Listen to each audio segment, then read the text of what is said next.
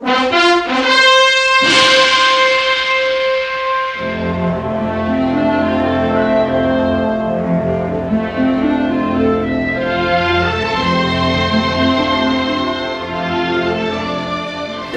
up in the air as my wagon rode across the old dirt road that led us into West Wavos, a town just outside of Austin that held some of the youngest wealth in all the South. I just returned from East Wavos, visiting my cousin Daisy and her husband Thomas. Like most residents at East Wavos, money wasn't a problem, having wealth in their families longer than I can count. Even though I didn't fit in with everyone else in the town, I lived in West Wavos, where I slept in a little shack-like house amongst the other large plantations that surrounded me. Next door to me stood a rather large plantation that engulfed my house in its shadow, owned by a well-known man they called Gatson. Stories are spread around the country about his grand parties that would last for days at a time, even though no one ever saw him or even knew who he was. I moved towards my front porch when I stumbled on the gravel that surrounded my house, catching the attention of the man, causing him to vanish, leaving me in the darkness of night.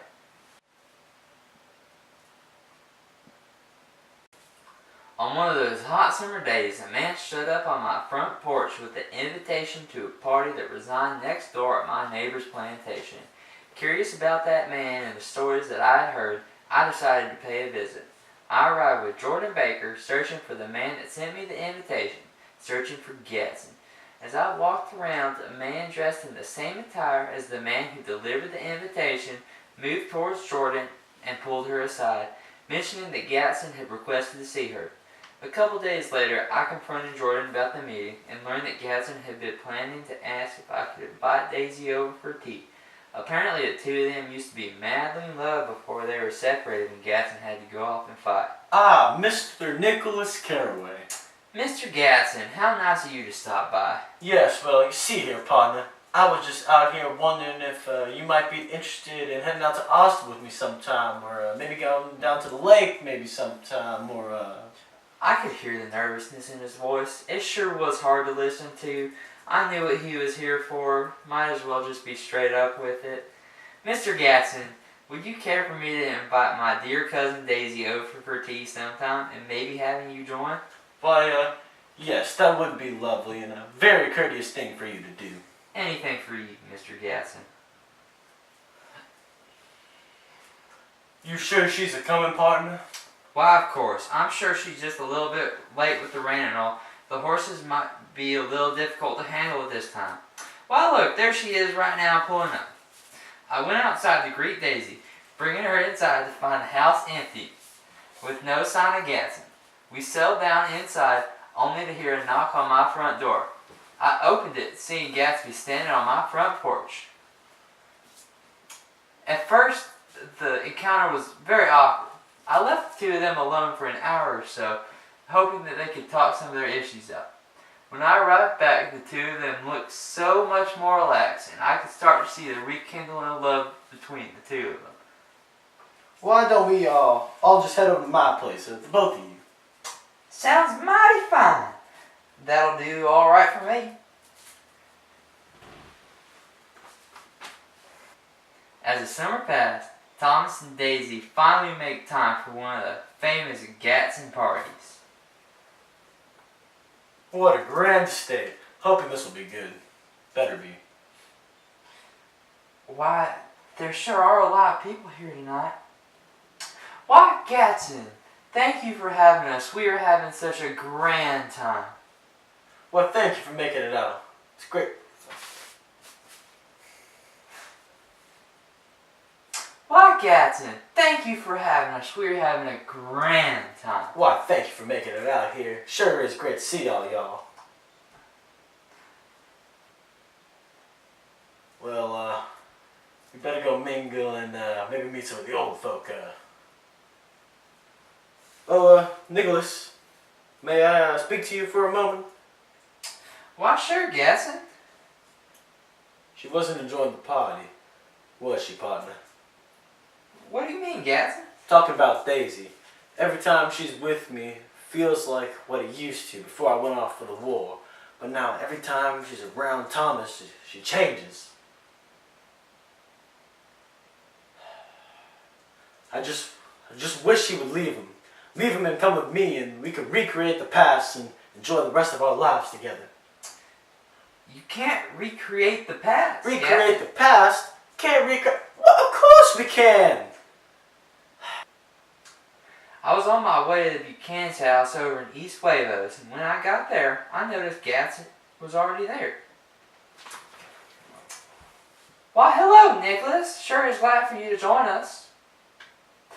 Why, thank you, Daisy, Thomas, Gatson. How are y'all doing on this fine day? Well, about as good as can be. Ain't that right, Daisy? Why, sure, Thomas.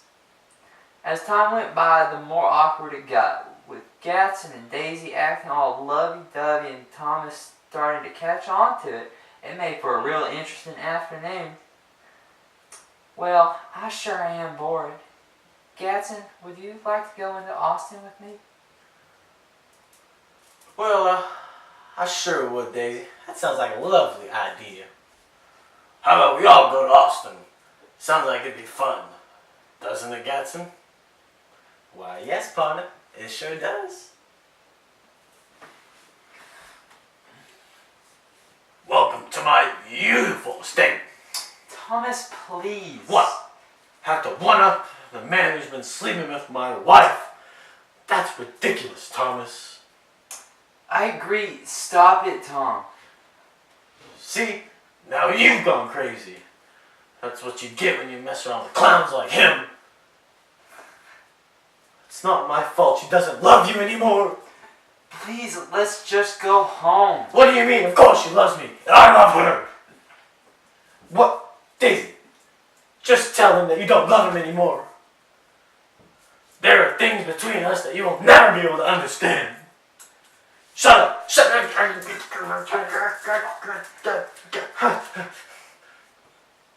I'm sorry. Must have lost my temper.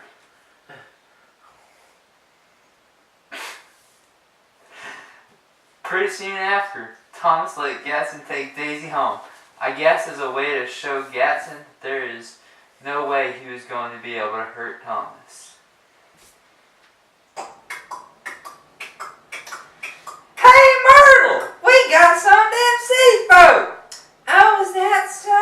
What can we take from them? Hand over everything y'all have at this moment, or you will not be seeing your homes tonight. Pew, pew, pew,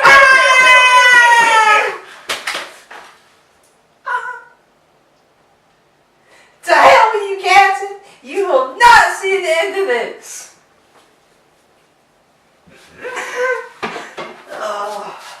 This is what I want for you to do for me, Georgie. I'm gonna give you this here gun. You're gonna go to Gadsden's pasture and end the reign of new money in this town. Can I count on you, George? Of course, Thomas. Anything to avenge Myrtle. I'm going to miss her. I loved her. Howdy, partner. How can I help you on this wonderful day? Nothing much, sir. I'd just like to ask you some questions. I beg your pardon, sir? Yes, sir. I'm just asking where you were 3 nights ago. Why, I was attending a party over at the Buchanan's that night. Why for? So it was you who killed my Myrtle. I apologize. I think you might have the wrong person, sir. Bang!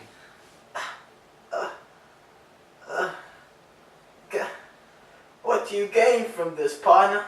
Myrtle isn't gonna come back. No matter how much you want him. Nothing that can change that. Move on. I could say the same thing about you and Daisy. Partner.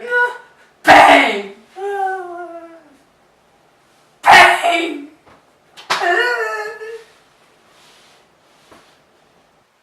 So that's it. The irony of it all is absolutely profound. For so many people to have gone to Gatsden's parties, you would think at least some of them would have the audacity to show up at his funeral. As I sat there alone with Gatsden's dead body, I could only think about the things that went wrong in his life. All he wanted was to have Daisy as his wife. Even with all the success he had, with all the money he had, he just wanted Daisy. She was his American dream. After all the years he spent chasing that dream, and after all the success he had in the process, he never truly achieved his dream. Ironic, isn't it?